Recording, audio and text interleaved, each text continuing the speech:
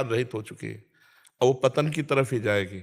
उसका मूल अध्यात्म में कारण है पाप क्रियाएं, व्यर्थ चिंतन, ओवर थिंकिंग, बहुत सोचना और भगवत रहित सोचना, सत्य रहित सोचना। तो असत प्रपंच उसको एकदम डाउन करता चला जाता है। और दूसरा इसमें कारण है ब्रह्मचर्यहीनता। ब्रह्मचर्यहीन होने पर उसकी स्मृति शक्ति डाउन होती चली जाती है, उसकी सोच जो है वो पतित होती चली जाती है, क्योंकि भोगों का चिंतन, भोग क्रियाएं, तो ये पतित है ना, तो पतित चिंतन होता चला जाता है। अब अगर उसके चिंतन को बल मिले, शीतलता मिले, शांति मिले, आनंद मिले, तो अभी पलट जाए। जब तक ये नहीं मिलेगा तब तक वो पलटेगा नहीं। आप दवाइयों के द्वारा कितना भी रोकने की कोशिश करें, वो बेहोश रहेगा, वो नींद में चला जाएगा, लेकिन जब होश आएगा तब उसका चिंतन निगेटिव ही होगा, तब उसका चिंतन कमजोर ही होगा।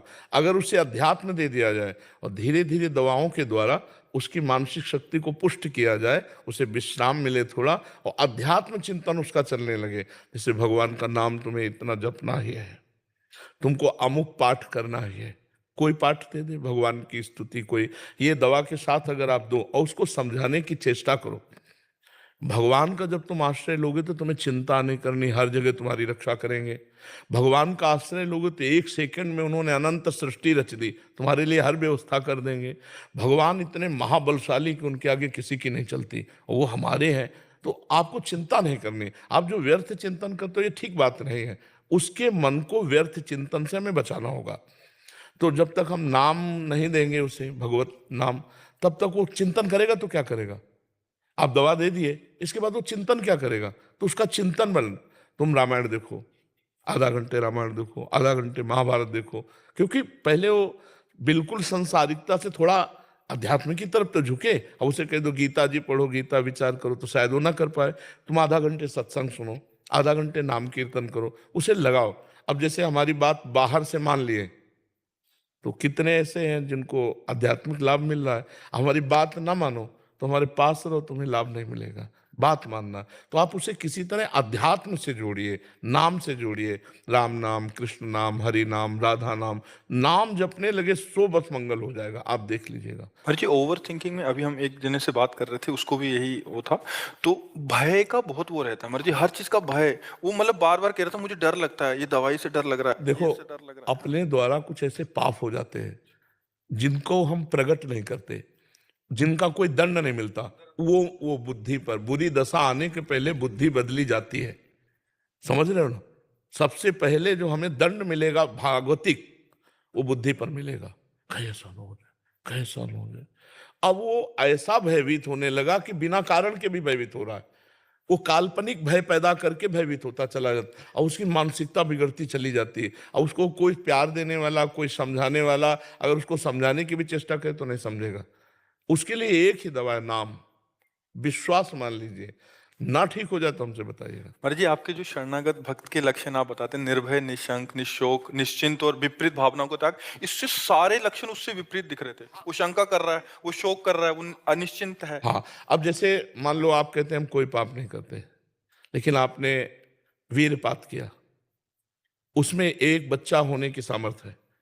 अगर वही गर्भाशय में पहुंच जाता तो बच्चा होता ना, तो एक बच्चा की हत्या हुई ना। लाखों पाप हो रहे हैं, लाखों अपराध बन रहे हैं, ये सब करेंगे क्या? ये करेंगे क्या? तुम्हारी बुद्धि को भ्रष्ट कर देंगे। इसको खिलवाड़ समझते हो?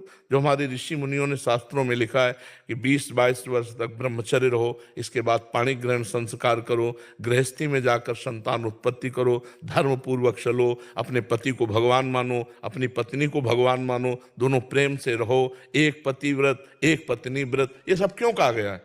पापाचरण, मनोरंजन, तो भी भोगो, कुछ दिन बाद मनोरंजन का फल अपने आप आ जाएगा कि आपका दिमाग ही आपको दंड देने लगेगा। अपने हाथ से अपना गला काट रहे हैं लोग, अपने हाथ से अपने को फांसी में चढ़ा रहे हैं, अपने हाथ से जहर खा रहे हैं। ये क्या हो रहा है? इतना दुर्लभ मानव दे और आप इस तरह नष्ट करें, उसका कारण है आपका गुप्त पापाचरण।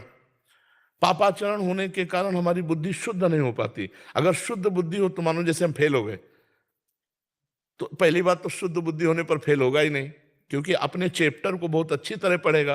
और वो डिस्टर्ब है पहले ही, बॉयफ्रेंड, गर्लफ्रेंड, व्यसन, ये वो, कई ऐसी बातें होती हैं जिनका लौकिक चिंतन करते करते वो और उतने में हो गया फेल। अब सोचा घर वाले डांटेंगे और मेरी स्थिति क्या, इससे तो ऐसे कई हैं, किसान हैं, विद्यार्थी हैं, खिलाड़ी हैं, बहुत से लोग ऐसे हैं, व्यापारी हैं, जो अपने को असमर्थ, असहाय, असफल समझ करके और ऐसा नहीं करना चाहिए। ये नहीं करना चाहिए, और ये तभी रुकेगा जब बुद्धि शुद्ध होगी। तभी तो देखो, सबको प्रातःकाल उठने की आज्ञा हमारे ऋषियों को है, सबको अर्घ देने की, चाहे जिस कुल का हो, चाहे सबको सूर्य भगवान का आदर करने की, और सबको नाम जप करने की, अपने यथायोग्य अधिकारानुसार मंत्र जप करने की। अब देखो, गायत्री मंत्र का जो आखिरी अर्थ है, वो परम सत्य मेरी बुद्धि को प्रचोदयात, सत्य की तरफ प्रेरित करे। पूरा मंत्र तो हम नहीं कहते, क्योंकि अधिकारानुसार कहा जाता है। वो परम सत्य मेरी बुद्धि को सत्य की तरफ प्रेरित करे। प्रातः काल उठकर प्रार्थना, तो बुद्धि शुद्ध होती। अब आप देखो, 10-10 बजे तक सो रहे हैं, सूर्य भगवान उदय होने का कोई मतलब ही नहीं है, कोई दिनचर्या ही नहीं है, कोई दिनचर्या नहीं है। कुछ कार्य कर, कुछ कार्य कर। मनुष्य जीवन व्यर्थ नष्ट करने के लिए नहीं मिला है। देखो, आज भी बीमार स्थिति शरीर की है, हम 11 बजे उठ जाते हैं, 12 बजे तक बैठे रहते हैं, 12 बजे के बाद थोड़ा टहले, फिर बैठ गए, 1 बजे शौच स्नान, 2 बजे आ गए रोड में। 2 बजे क्या, 2 बजे के 10 मिनट कम, 1:50 पे आने। हाँ 2 बजे, और फिर देखो ये सब दिनचर्या चल रही है। अरे मनुष्य जीवन मिला है, खूब डट के मेहनत करो, जिस डिपार्टमेंट में हो। मतलब बाबा जी हो तो डट के भजन करो, तपस्या करो, कष्ट सहो, जगत मंगल करो। जो जहां है डट के करे तो मनुष्य जीवन की सार्थकता है। खाली बैठे रहोगे तो मन तुम्हारा शैतान वो मार देगा। तो जो डिप्रेशन में, उनको कोई कार्य बताओ, उनके अनुसार, उनकी सामर्थ्य के अनुसार कि कोई भी कार्य कर ले, मतलब उसके अनुसार थोड़ा सा कार्यरत होना जरूरी है। बेकार आदमी डिप्रेशन में नहीं जाएगा, और क्या जाएगा। और नाम जप करें, और उसको बौद्धिक स्तर से पुष्ट करो। थोड़ी देर उसको आध्यात्मिक बातें बताओ, थोड़ी देर उससे बातचीत करके समझो कि इसकी दशा कहाँ डाउन हुई है, किस जगह है, ये डिप्रेशन का इसका कारण क्या है। तो विचार शक्ति ही हमको महान बनाती है, विचार शक्ति हमको नीच बनाती है। हमारे अच्छे विचार होने के लिए विवेक की जरूरत है। विवेक मिलता है सत्संग में, बाजार में नहीं मिलता है। बिन सत्संग विवेक न होई, और राम कृपा बिनु सुलभ न सोई। तो भगवान की कृपा से आप खुद इतने बलवान बनो कि आप संकल्प करो, नाम जप करो, हमारी बात मानो, और उसको संकल्प करो सामने आए हुए मरीज के कि मैं अपना नाम जप इसको देता हूं, और उससे को नाम जप करो। तो तुम्हारा जो नाम जप, मान लो 1000 नाम जप दिया, तो वो दान करने का तुम्हें 10,000 नाम का फल मिलेगा। समझ रहे हो, मैं अपना 1000 नाम कैसे दे? तो 1000 दिए तो पलट कर 10,000 आपका फायदा जो होगा ना, वो 10,000 नाम का फायदा हो, और उस जीव का उत्थान होने लगेगा। तो आप भी नाम जप कीजिए, और उसके विचारों को पढ़िए, और उसको आध्यात्मिक में धीरे से लाइए, और भगवान का बल उसे दीजिए, तभी पुष्ट होता है, नहीं तो फिर परेशान हो जाएगा। एक समस्या है, हजारों समस्या है, हजारों समस्या है।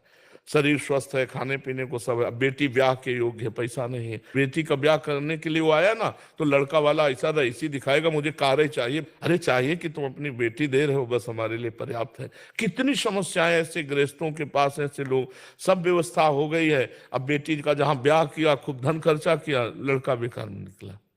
कितनी समस्या है, संसार समस्याओं का पुंज है। यदि भगवान का भजन नहीं करोगे तो बहुत जीवन बेकार है, बहुत जीवन बेकार है। इसलिए सबको चाहिए थोड़ी थोड़ी देर। अभी एक रास्ते में देखा था, जब हम अपने लोग आ रहे थे तो रोक के बात किए थे, कह रहे थे 5 मिनट 1 घंटे में, और 24 घंटे में 24 मिनट।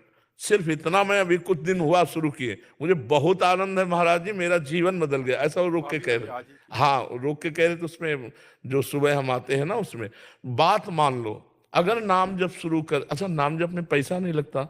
आपको ये नहीं कह रहे कि नहा के नाम जप करो, कि भाई 4 बजे आप स्नान करो, ऐसा भी। और आजकल स्नान में कौन सी बड़ी सी बात है कि भाई गंगा जी यमुना जी नहाने जाना, अपने बाथरूम में बंद करो, स्नान कर लो, फिर आराम से बैठ करके भजन करो, जीवन सार्थक हो जाएगा। घंटा 2 घंटा अगर नहीं कर सकते तो 24 घंटे में 24 मिनट तो कर लो। और मांस मछली मत खाओ, शराब मत पियो, पराई माता बहनों की तरफ गंदी दृष्टि मत करो, फिर देखो जीवन कितना उज्जवल और आनंदमय होता है। तो जी ऐसा समझाओ भाई, समझाने से ही है। और बिना नाम जप के वो समझ भी नहीं पाएगा। नाम जप होना अनिवार्य है। नाम जप बहुत बड़ी अमृत शक्ति है, अमृत शक्ति है। सर गुरुवाणी में नाम जप और साधु सेवा 2 की बहुत महिमा लिखी हुई है। जितने 10 गुरु हुए हैं, सबके वाणी को पढ़ के देखा, केवल नाम जप की महिमा। अपने महापुरुषों को जितने देखो सब नाम नाम, कबीर जी, रामानंद स्वामी और जितने भी बड़े बड़े संत हुए सब नाम से हुए। देखो इस मन की एक चाल देखो, चुप हुए, देखो चल पड़ा। लगाए हो सुनने में तो जहां चुप हुए तो अपनी चाल चल पड़ा। अब अगर आपकी चाल